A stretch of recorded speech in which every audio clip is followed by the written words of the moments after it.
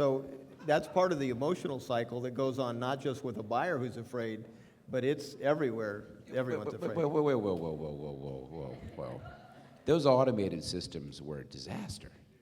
I mean, every mortgage broker immediately figured out how to game those things. And the reason they're getting turned off is that was one of the problems. Oh, I totally agree. But my point is what I say, the greatest blessing to get the liquidity in the market, which obviously took us to where we're at. But that's why it's so magnified. It's so magnified and it's so quick, going down 50% or whatever it is. But again, the price mechanism is fixing this. Everybody's going to qualify. It's just a function, price is falling far enough. Well, once again, high affordability. Okay, we're going to touch on the Holy Grail here. I'm sorry. I can't resist, though. Okay. And you know what? I am open to learn, and this would be the panel that would set me straight.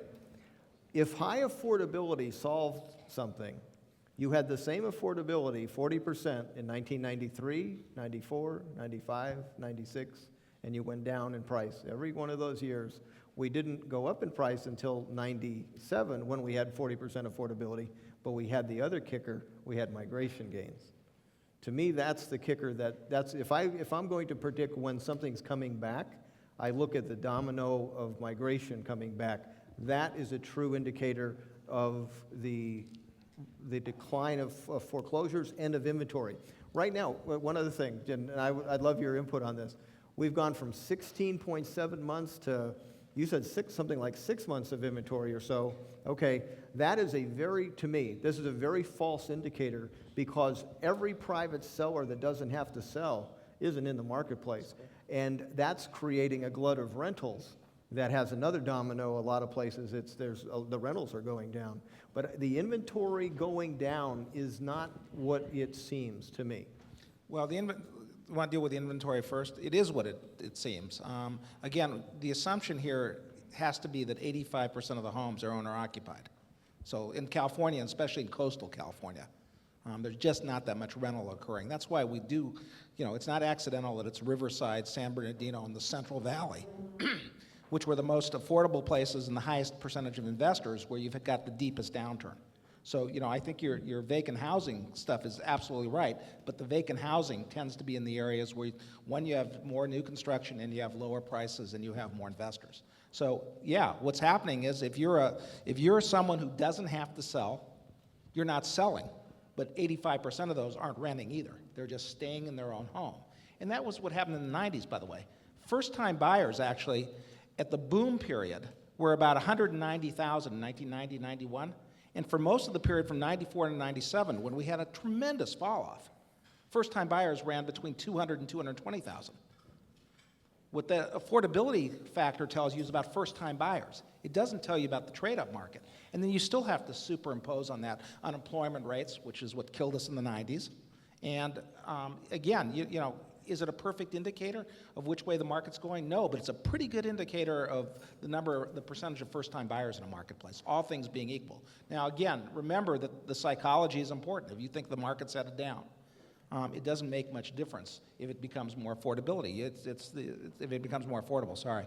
No one wants to catch the falling knife, and let's face it, that's what we're in the middle of right now. On the other hand, you're starting to see something happen.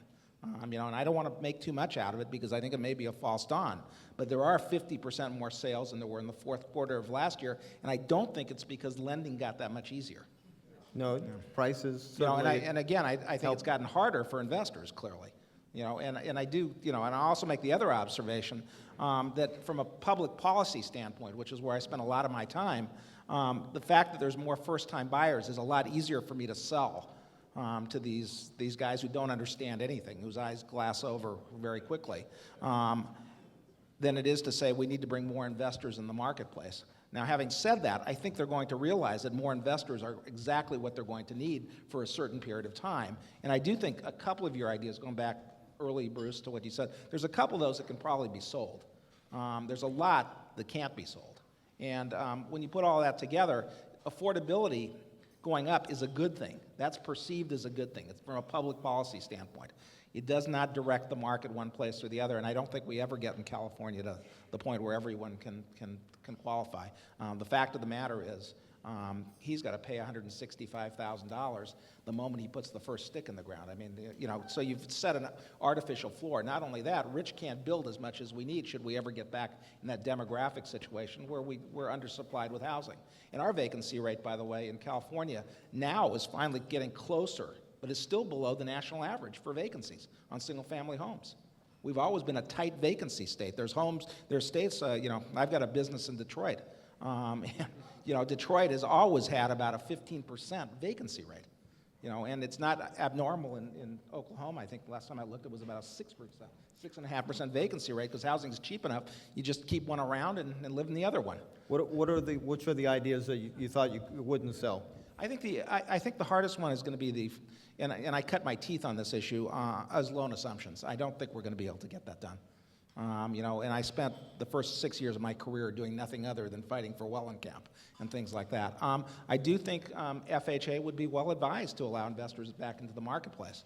You know, is that doable? I think it might be for some short period of time if the stresses continue. I don't think they're going to want to do that a great deal. The 90-day, I think a reasonable case can be made for cutting the 90 days to having some sort of certification on, you know, that there is no fraud occurring, that you actually made the improvements. They've been very burned on those issues. They've been burned on a lot of issues. And again, they slam the door shut after everyone's gone. Yeah. But those two, I think, are probably the most doable.